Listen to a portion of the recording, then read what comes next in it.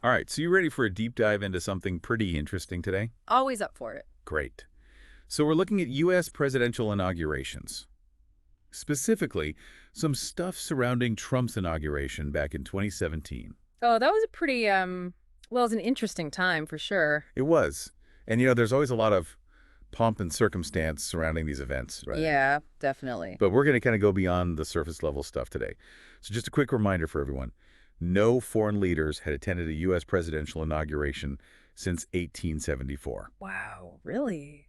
I hadn't realized it had been that long. It's crazy, right? Over 150 years.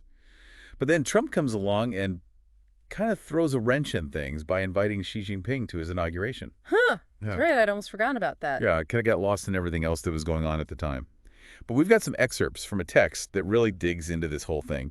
And, well, it's pretty fascinating to see how something like an inauguration invitation can become this big international incident. I can see how that would be interesting. For sure. I mean, think about it. U.S.-China relations were, to put it lightly, pretty chilly back in 2017. Yeah, I remember that. There was a lot of tension, trade wars, all sorts of disagreements. Exactly. So why would Trump extend such a high-profile invitation to Xi Jinping? Right, yeah. Like, what was he hoping to achieve with that? Was it a genuine attempt to, hit the reset button on U.S.-China relations?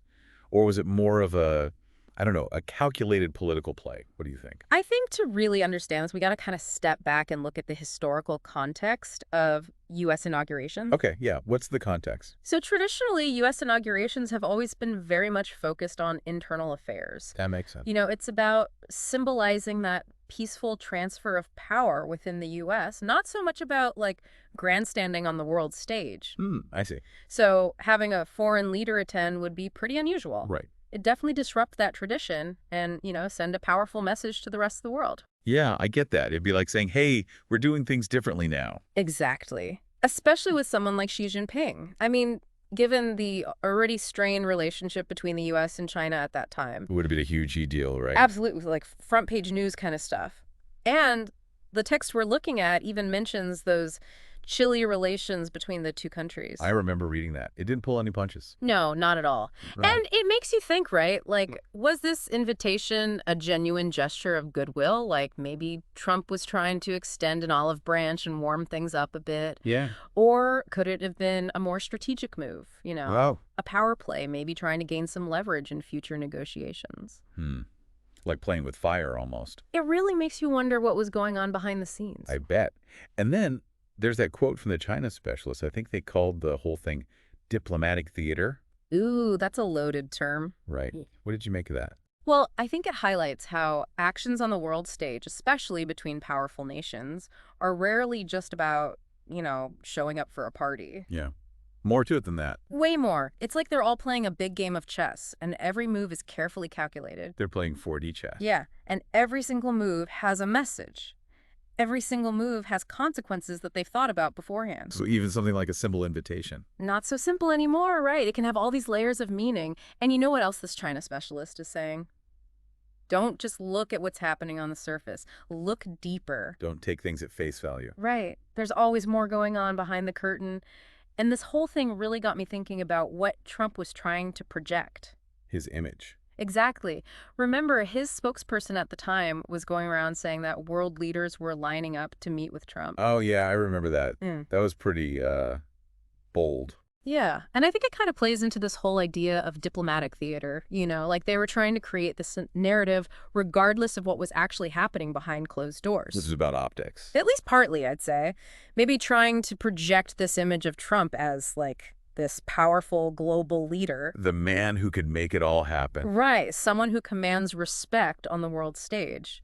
Which, is interesting given all the criticism he was facing domestically at that time. Almost like he was trying to say, see, the world loves me, even if you don't.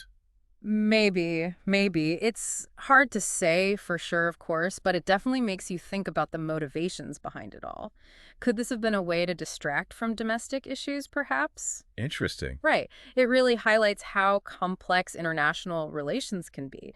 You have all these internal political pressures colliding with this, like, delicate dance of But diplomacy. all happening on this global stage where everyone's watching. Exactly. And even though Xi Jinping ended up not attending the inauguration, Yeah, that's right. He yeah, didn't actually go in the end. nope. But even though he didn't actually go, the invitation itself still became a major news story. It sparked a ton of analysis and debate, which I think tells us something about the early days of the Trump administration.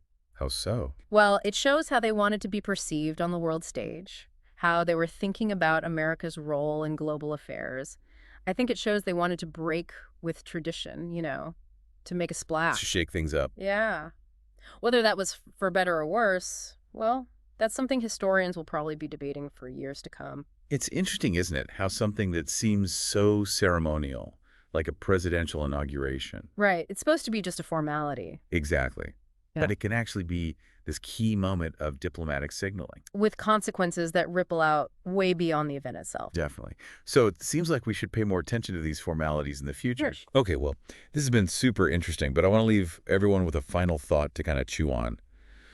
Knowing what we know now about the current state of U.S.-China relations, how do you interpret this whole 2017 invitation in hindsight? Oh, good question. Was it like a missed opportunity for a genuine reset?